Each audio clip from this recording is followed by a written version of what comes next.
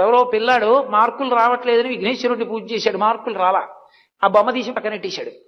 ఏదో శివుడిని పూజ చేశాడు, మార్కులు రాలా, పక్కనెట్టేశాడు. సరస్వతీదేవిని పూజ చేశాడు, మార్కులు రాలా, పక్కనెట్టాడు. 4వ నెలలో వెంకటేశ్వర స్వామి మొదలెట్టాడు.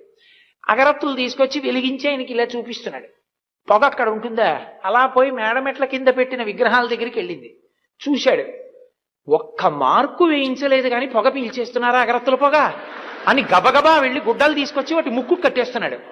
అకస్మాత్తుగా గణపతి, శివుడు, సరస్వతి అందరూ ప్రత్యక్షం అయ్యారు. అదేమిటి, నేను పూజ చేస్తే కనపడలేదు, ముక్కు గుడ్డలు కడితే కనపడ్డాడన్నాడు. ఒరే, నువ్వు పూజ చేసినప్పుడు ఎప్పుడైనా మేము ఉన్నామనుకుని చేస్తే కదరా నువ్వు చేసింది. ఇవాళ అగరత్తుల పొగ పీల్చేస్తున్నావంటే మేము ఉన్నామనుకుని ముక్కు గుడ్డలు కట్టేసి అందుకు లేచి వచ్చాను రా అన్నాడు.